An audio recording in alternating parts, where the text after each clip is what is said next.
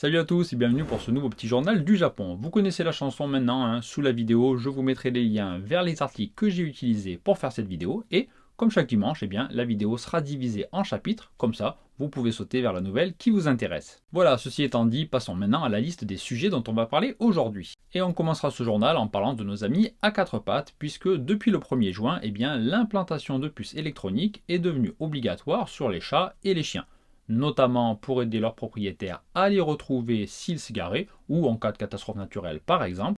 Et en même temps, c'est un moyen pour lutter contre les abandons d'animaux de compagnie qui sont hélas une réalité ici aussi. Après ça, je vous dirai deux mots sur une nouvelle qui va sûrement faire plaisir à certains d'entre vous, puisqu'on a appris cette semaine que les personnes ayant une relation amoureuse avec quelqu'un résidant au Japon pouvaient demander un visa provisoire pour venir les voir. Voilà. Le plus beau, c'est que c'est déjà en place depuis le 1er juin, et même si on n'a pas encore tous les détails, je vous dirai tout ce qu'on sait dans quelques instants. On retournera ensuite sur les bancs de l'école pour reparler des règles de certains établissements publics. Et ici, il y a quelques temps, on avait parlé d'améliorations significatives dans les lycées de Tokyo. Aujourd'hui, on ira faire un tour à Kyushu, au sud du pays, pour voir comment ça évolue là-bas. Et après ce tour dans les lycées et les collèges, on descendra en primaire pour parler d'une nouvelle règle qui impose aux écoliers de s'appeler entre eux avec le suffixe san. Et on verra pourquoi il y a cette règle, et aussi si c'est une bonne idée ou si c'est une mauvaise idée. Et après les élèves, on s'intéressera enfin dans le sujet suivant au rythme de travail des enseignants japonais, et je pense que vous allez halluciner du nombre d'heures supplémentaires qu'ils font et surtout de leurs conditions de travail. Je savais qu'ils étaient surmenés, j'en avais déjà parlé il y a quelques temps, mais j'étais loin d'imaginer que c'était à ce point. Voilà, là c'est carrément de l'exploitation, il n'y a que ça comme nom, et ça met même leur santé et celle des élèves en danger. Après ça, on quittera l'école pour aller s'amuser un petit peu au parc Ghibli, sur lequel on a eu plus d'informations cette semaine, et je vous donnerai donc notamment le prix des tickets, les dernières infos à propos des zones en construction, et malgré une petite mauvaise nouvelle, le reste est plutôt cool, vous allez voir. Bien, on attaque ce journal avec une nouvelle loi entrée en vigueur au Japon le 1er juin, et qui impose désormais l'implant d'une puce électronique sur les chats et les chiens de compagnie, pour qu'on puisse déjà facilement les identifier, et aussi pour retrouver leurs propriétaires au cas où ils auraient été séparés, volontairement ou non d'ailleurs. Parce que oui, vous l'aurez compris, mais le Japon n'échappe malheureusement pas à ce phénomène révoltant, en tout cas c'est mon opinion, et il y a beaucoup de gens, enfin plutôt des pourritures, comme on pourrait les appeler, qui abandonnent les animaux de compagnie. Chaque année, sur les 72 000 chiens et chats abandonnés par leur maître au Japon, il y en a environ 40 000 qui seraient adoptés heureusement par de nouveaux propriétaires, donc ça c'est plutôt bien, après être passés par des refuges évidemment, mais donc malheureusement 23 000 d'entre eux seraient piqués. Et les 10 000 restants doivent probablement du coup rester dans ces refuges ou dans des associations en attendant d'être adoptés. 72 000, je ne sais pas vous, mais ce chiffre me paraissait assez important, mais en fait, rapporté à la population, c'est assez bas. Et en tout cas, c'est assez loin des chiffres de la France, qui est championne d'Europe de l'abandon. Voilà, il n'y a pas de quoi être fier, avec pas moins de 100 000 animaux de compagnie abandonnés en France chaque année. Et quand on sait qu'il y a presque 2 fois plus de Japonais que de Français, c'est environ 125 millions contre 67 millions je pense, le Japon est vraiment ridicule avec ses 72 000 abandons annuels. Et c'est tant mieux. Et donc pour essayer quand même de faire baisser ces chiffres qui sont pas glorieux non plus, la nouvelle réglementation impose donc aux animaleries, aux éleveurs et aux autres vendeurs d'implanter ces puces électroniques qui doivent contenir entre autres un numéro d'identification à 15 chiffres, le nom, l'adresse, le numéro de téléphone et l'email du propriétaire, ainsi que le nom de l'animal, sa race, son sexe et la couleur de son pelage. Voilà. Et toutes ces infos doivent aussi être enregistrées dans une base de données nationale. Pour les personnes qui ont déjà des animaux de compagnie, elles sont bien sûr fortement encouragées à mettre ces puces, mais il n'y a pas vraiment d'obligation légale. Et donc il y a de fortes chances que, au final, les propriétaires qui aiment vraiment leurs animaux le fassent, au cas où ils s'égarent, mais que les ordures qui sont capables d'abandonner un animal ne le fassent pas. Et du coup, ça va quand même limiter pas mal l'efficacité du truc, il faut bien le reconnaître. Enfin, sur le long terme, j'espère quand même que ces puces feront baisser le nombre d'abandons et aideront certains propriétaires à retrouver leurs compagnons à quatre pattes ou à être traqués s'ils ont essayé de s'en débarrasser. Et en parlant de compagnons, mais avec moins de poils cette fois, enfin normalement, on va enchaîner très rapidement avec une très bonne nouvelle pour celles et ceux d'entre vous qui sont en couple avec quelqu'un qui est au Japon et qui n'ont pas pu venir le voir ou la voir depuis déjà plus de 2 ans. Alors, quelle est cette bonne nouvelle ? Depuis le 1er juin, les étrangers qui ont une relation amoureuse avec une personne, étrangère ou japonaise d'ailleurs, qui réside au Japon, peuvent enfin faire une demande de visa temporaire pour venir la voir. En fait, ça rentre dans la catégorie des visas délivrés pour circonstances exceptionnelles, comme ils disent, Et c'est déjà le cas pour les parents, donc jusqu'au deuxième degré de résidents au Japon. Et en clair, que vous soyez fiancé, pacsé ou juste en relation longue distance avec quelqu'un qui habite au Japon, vous allez pouvoir demander ce visa pour venir au Japon. Alors, le ministère des Affaires étrangères n'a pas encore expliqué clairement les conditions à remplir pour prouver qu'on est bien dans une relation sérieuse. Mais bon, a priori, si vous avez rencontré quelqu'un sur Tinder il y a 3 jours, ça va peut-être pas le faire. Il va sûrement falloir prouver qu'on est ensemble depuis longtemps, j'imagine. Un peu comme quand j'ai demandé mon visa d'époux. En fait, il fallait que je fournisse des photos de nous deux pour montrer qu'on s'était pas rencontrés une semaine avant la demande du visa. Pour en revenir à l'actualité, donc, si vous êtes dans une vraie relation, la personne qui est au Japon, elle devra remplir un document pour vous inviter officiellement, j'ai l'impression. Elle devra s'engager à respecter certains trucs par rapport au Covid et il faudra aussi qu'elle garantisse que votre visite, ça ne sera pas du tourisme. Voilà, ce sera sûrement une sorte de déclaration sur l'honneur ou un truc dans le genre, j'imagine. Alors voilà pour les amoureux, mais pour les frontières, il y a d'autres nouveautés puisque les personnes qui veulent venir au Japon pour assister au mariage d'un ami, à un enterrement ou pour venir aider quelqu'un qui est malade, pourront aussi faire des demandes de visa temporaire. Alors là aussi, inutile de vous dire que si vous voulez venir pour apporter des Actifed et du Vaporub à un pote qui est enrhumé, ça risque de pas passer. Mais en tout cas, c'est une super nouvelle quand même. Si votre chéri est au Japon ou qu'un ami va se marier par exemple, vous pouvez faire ces demandes de visa. Donc ne vous fiez pas seulement à ce que je raconte, contactez évidemment l'ambassade la plus proche pour avoir plus d'informations et vous serez peut-être bientôt autorisé à venir quelques semaines ici. Bien, maintenant je vais vous reparler un peu d'un sujet qu'on avait déjà abordé dans le numéro 18 du Petit Journal du Japon, c'était le 28 mars pour les plus fidèles d'entre vous. Je veux parler des règles un peu bizarres qu'il peut y avoir dans certaines écoles japonaises, notamment des collèges et des lycées. Je ne vais pas vous refaire le sujet en entier, mais on avait vu l'autre fois que pas mal de lycées à Tokyo avaient renoncé aux règles concernant les couleurs de cheveux ou la couleur des sous-vêtements par exemple. Mais si à Tokyo les choses se sont donc pas mal améliorées depuis la rentrée d'avril, c'est pas forcément toujours le cas ailleurs dans le pays. Et en fait, une enquête a été faite auprès de 78 écoles publiques dans la préfecture de Kumamoto, c'est à Kyushu, dans le sud du pays. Et il y a un bon point pour commencer, c'est que plus aucune école ne demandait de certificat de couleur naturelle pour les cheveux de leurs élèves, alors qu'elles étaient encore 13 à le faire l'année précédente. Donc ça, c'est plutôt pas mal. Mais par contre, il y en a encore 34, donc 47% des écoles ayant un règlement intérieur écrit qui imposent encore des règles par rapport aux sous-vêtements. Voilà, c'est seulement 5 de moins par rapport à l'an dernier, donc il y a encore du boulot. Mais au final, le rectorat de la préfecture, il voit plutôt le signe que les écoles ont rendu leurs règles plus flexibles et qu'il n'était du coup pas forcément nécessaire de les supprimer complètement. Et c'est peut-être vrai, puisque si l'an dernier le règlement intérieur de 46 établissements était décidé seulement par le personnel de l'école, cette année, plus aucun collège ou lycée ne fait ça. Donc c'est vraiment sympa. Il y en a même 59 cette année contre 8 l'an dernier qui ont inclus des représentants des élèves, des parents ou d'autres personnes dans les discussions pour mettre ces règles au point. Bref, il y a moins de règles absurdes qui sont imposées et il y a plus de discussions, donc c'est plutôt encourageant pour l'avenir. Après ce petit complément d'information sur les règles dont on avait déjà parlé, on va parler maintenant d'une nouvelle règle qui fait débat en ce moment, mais cette fois c'est dans certaines écoles primaires du pays. En fait, il y aurait plus en plus d'établissements qui interdiraient aux élèves de s'appeler par des surnoms ou même de se parler entre eux sans le suffixe san. Alors un petit mot sur ce suffixe san avant de continuer, vous l'avez sûrement déjà entendu et on le traduit souvent par monsieur ou madame. Mais en fait, souvent c'est un peu difficile à traduire, voire c'est intraduisible. Et ça marque juste en fait le respect qu'on a envers une personne. Parce qu'on peut l'utiliser aussi bien avec un nom de famille, du coup là on peut traduire effectivement par monsieur et madame, c'est ok, mais on peut aussi le mettre après un prénom. Voilà. Du coup, on peut appeler quelqu'un de plusieurs façons selon sa relation et le degré de politesse. On va prendre un exemple. Par exemple, si vous avez un japonais qui s'appelle Daisuke Tanaka, Daisuke c'est le prénom, on peut l'appeler Tanaka-san bien sûr, mais aussi Daisuke-san, ou simplement Daisuke, ou voire juste Tanaka. Voilà. Tanaka-san, c'est le plus poli, évidemment. Daisuke-san, c'est un peu poli, mais on a probablement déjà une relation assez amicale. Seulement Daisuke, c'est familier, donc plutôt entre potes, on va dire. Et Tanaka, c'est plutôt direct, donc plutôt utilisé pour un ordre ou pour engueuler quelqu'un, je dirais. Voilà. Bon, j'ai beaucoup simplifié, je vais faire une vidéo entière sur le sujet, déjà parce que ça prendrait longtemps et parce qu'en plus j'en serais bien incapable. Mais voilà, c'était juste pour vous donner une petite idée de comment ça fonctionne et des différences. Et en plus de tout ça, bien sûr, entre jeunes, il y a souvent des surnoms. Et là, ça peut être soit des abréviations du nom ou du prénom. Par exemple, pour reprendre l'exemple de Daisuke, on peut dire Dai-chan. Et pour d'autres, ça sera le nom de famille avec un autre suffixe par exemple. Bref, tout ça pour vous dire que dans certaines écoles primaires, juste le prénom ou le surnom, c'est impossible et les élèves doivent appeler leurs camarades avec le préfixe san. Et d'après le proviseur d'une école primaire à Tokyo, si on encourage une forme de respect aux élèves quand ils se parlent entre eux, quand ils sont très jeunes, eh bien, ils seraient moins susceptibles de faire des choses qui sont susceptibles de blesser l'autre personne. Et en ce qui concerne les surnoms, là aussi, il y a des arguments assez logiques, comme par exemple le fait que si le surnom d'une personne est basé sur son apparence physique ou sur une bêtise qu'il a faite, eh bien, c'est très souvent insultant et blessant. Bon, ça c'est pas nouveau, c'est pas typique au Japon, mais voilà.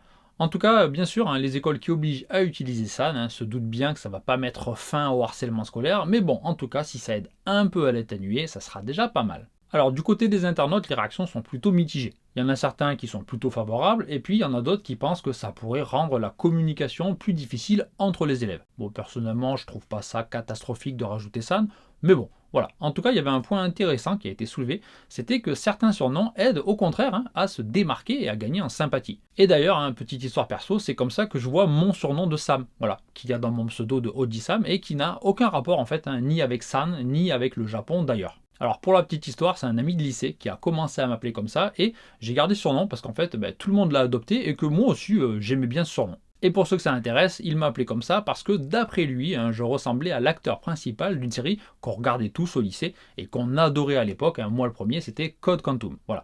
Pour ceux qui ne connaissent pas, l'acteur c'était Scott Bakula et son personnage, il s'appelait Sam. Voilà. Je vous laisse juger de la ressemblance, vous pouvez me dire ce que vous en pensez dans les commentaires. Perso, je trouve qu'il y a effectivement un air.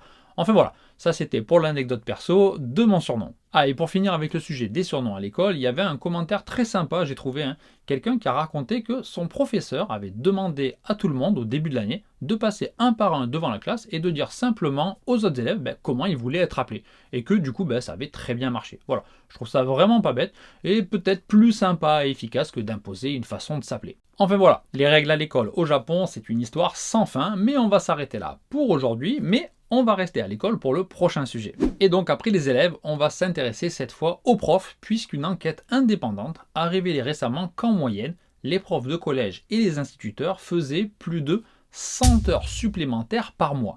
Oui, oui, vous avez bien entendu, 100 heures, c'est pas des heures travaillées, normal, c'est des heures supplémentaires. Alors dans le détail, c'est 98 heures supplémentaires pour ceux qui bossent dans le primaire et 114 heures pour ceux qui sont au collège. Et ce nombre d'heures dépasse largement la limite fixée à 80 heures par mois, à partir de laquelle on considère qu'il y a un vrai risque de mourir de surmenage, de karoshi comme on dit ici. Et au Japon, ce terme de karoshi désigne en fait toutes les morts causées par le surmenage, que ce soit des suicides, des AVC ou des arrêts cardiaques par exemple. Et du coup, vu le nombre d'heures sup qu'ils font, après il ne faut pas s'étonner non plus que plus personne ne veuille devenir prof, comme on en avait parlé la dernière fois. Voilà. J'avais déjà parlé du manque de profs dans un ancien numéro, mais je ne connaissais pas encore ces chiffres. J'avais juste dit qu'ils faisaient plein d'heures supplémentaires, j'en avais déjà entendu parler, mais j'étais vraiment loin d'imaginer que c'était autant que ça. Dans le détail, il y a quand même 67% des interrogés qui font entre 20 et 40 heures sup par semaine. Et il y aurait même 18% des profs de collège et 11% des instits qui feraient, eux, carrément plus de 40 heures supplémentaires par semaine. Ça fait 160 heures sup par mois. Bien sûr, ça veut dire qu'ils bossent aussi tous les week-ends pour préparer les cours, corriger les copies, s'occuper des clubs ou autre. Voilà, il y a toujours quelque chose à faire, en plus d'avoir des journées interminables déjà dans la semaine. Bon, tout n'est pas noir, rassurez-vous, parce qu'ils se plaignent, mais bon, ils sont quand même 50% à avoir le privilège immense de faire des pauses dans la journée. Voilà, que demande le peuple. Et d'ailleurs, ceux du primaire, ils ont déjà presque 10 longues minutes de pause dans la journée. Et alors au collège, c'est la fête, carrément, 14 minutes et 30 secondes. Voilà, à se tourner les pouces, royal. Par contre, plaisanterie à part, la moitié des profs déclarent avoir 0 minutes de pause dans la journée. Il y a quand même quelques planqués qui prennent plus de 45 minutes de pause. Bon, par contre, c'est seulement le cas de 5,6% des instits et de 12% des profs de collège. Donc voilà, c'est quand même pas la joie au niveau des pauses non plus. Et le pompon, c'est que 17% des profs auraient reçu comme consigne de leur direction de ne pas déclarer toutes leurs heures. Bravo les directions, c'est classe. Et chez ceux qui bossent plus de 40 heures par semaine, alors là, c'est carrément un tiers des instits et un quart des profs de collège qui subissent des pressions pour sous-déclarer leurs heures sup. Et en fait, si on leur demande de cacher le vrai nombre d'heures travaillées, c'est parce que depuis 2009, il y a une loi quand même qui existe et qui limite les heures sup à 45 heures par mois. Donc les établissements font tout pour faire croire que les profs ne dépassent pas cette limite. Voilà. Alors je sais pas vous, mais 45 heures supplémentaires par mois, je trouve déjà que ça fait un bon paquet d'heures. Mais bon, en tout cas, comme la loi est quand même plus stricte qu'avant, le travail à la maison des profs serait aussi en augmentation. Voilà, donc super, le résultat n'est pas forcément celui escompté. Enfin voilà, vous saisissez le topo, hein, donc tout ça est vraiment affligeant. Et le truc, c'est qu'en plus d'être super dangereux pour la santé des profs, ça fait forcément baisser le nombre de candidats pour devenir prof. Et en plus, ça fait peser un risque sur le bien-être des élèves et sur la qualité de l'enseignement. Bah oui, parce que vous imaginez bien qu'avec un tel rythme de travail, ces pauvres profs, ils sont pas forcément au mieux de leur forme pour préparer leurs cours bien comme il faut ou pour simplement s'occuper des enfants et avoir assez d'attention. Et d'ailleurs, 82% de ceux qui font entre 40 et 60 heures sup par semaine disent être inquiets de ne pas pouvoir détecter des cas de harcèlement scolaire à cause de leur fatigue et de leur manque de concentration.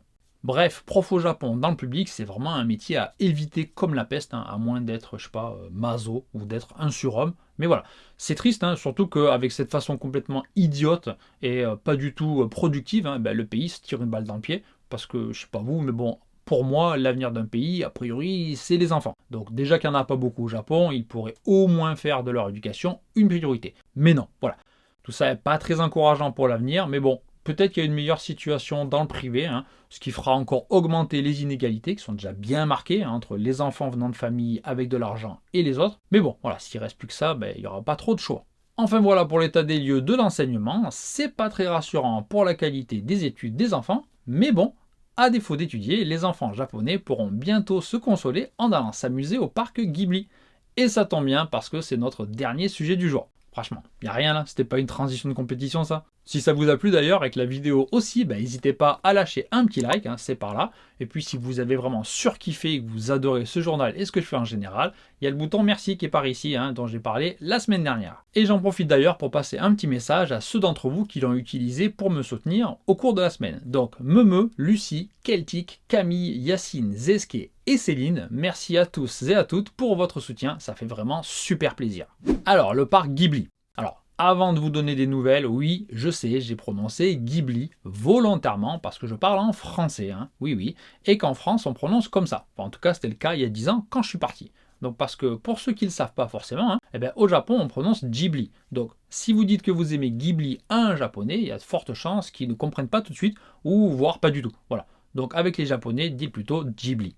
Et donc, si je vous reparle aujourd'hui de ce parc, qui a été annoncé il y a déjà quelques temps, hein, c'est parce qu'on a plus d'infos sur l'avancement du projet, et notamment une bonne nouvelle et aussi une moins bonne nouvelle. Alors pour ceux qui n'avaient pas suivi, le parc Ghibli doit ouvrir en fin d'année, en novembre, hein, dans la préfecture d'Aichi, juste à côté de Nagoya, et il est en fait dans un immense parc qui est très proche de la ville, et qui avait servi à organiser l'exposition universelle en 2005. Et si vous voulez y aller, c'est largement faisable, hein, que ce soit de Tokyo ou de Kyoto par exemple, puisque Nagoya, c'est seulement 1h40 en Shinkansen au départ de Tokyo et 35 minutes de Kyoto. Donc voilà, ça se fait sans souci dans la journée, et surtout si vous avez un GR-Pass et que vous ne payez pas le tarif plein, ce serait dommage de s'en priver. Alors la bonne nouvelle, c'est que sur les 5 zones qu'il y aura quand tout sera terminé, il y en a 3 qui ouvriront bien en novembre de cette année comme prévu. Il s'agit de la forêt d'Ondoko, donc c'est la zone Mon voisin Totoro, de la colline de la jeunesse qui est inspirée du film Si tu tends l'oreille, dont j'ai jamais entendu parler, donc je sais pas, honte sur moi peut-être, et enfin du grand entrepôt Ghibli. Pour les 2 autres zones qui devaient ouvrir en novembre 2023, le village de Mononoke est toujours prévu pour cette date, donc ça c'est plutôt cool, surtout moi qui adore Princesse Mononoke,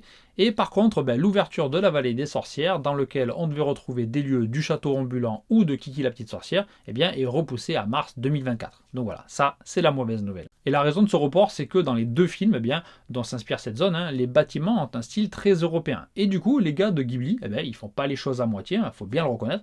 Ils veulent absolument utiliser des techniques et des matériaux traditionnels venant d'Europe. Donc ils comptent construire des bâtiments plus vrais que nature, comme par exemple la maison du personnage de Kiki ou le magasin de chapeaux de Sophie dans le château ambulant. On a aussi appris d'ailleurs qu'un labyrinthe inspiré du royaume des chats était en construction et qu'il serait situé à côté du village de Mononoke.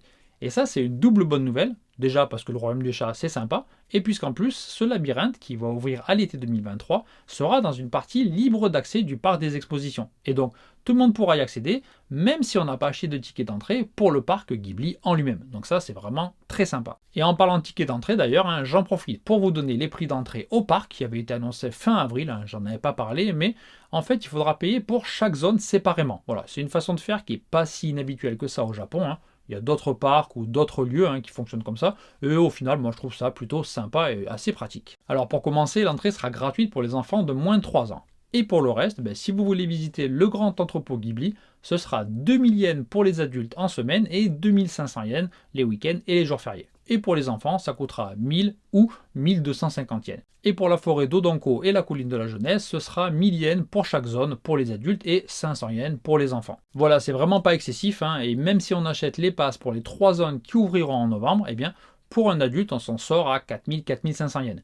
Et 4000-4500 yens, ça fait à peu près la moitié de ce que peut coûter un ticket d'entrée à Universal Studios à Osaka ou encore à Disneyland ou Disney Sea à Tokyo. Bon, entre nous, encore heureux, puisqu'il n'y a pas vraiment d'attraction digne de ce nom dans le parc Ghibli, mais bon, ça fait quand même plaisir, surtout qu'honnêtement, ils auraient pu charger le même prix que les autres, de toute façon, les gens y seraient quand même allés. Voilà, c'est tout pour ce petit journal du Japon, merci à vous d'avoir regardé jusqu'au bout, si vous ne l'avez pas encore fait, n'hésitez pas à lâcher un petit like, un petit commentaire pour dire ce que vous en avez pensé, et moi je vous souhaite une bonne soirée et une excellente semaine, et je vous donne rendez-vous dimanche prochain pour plus d'infos sur le Japon.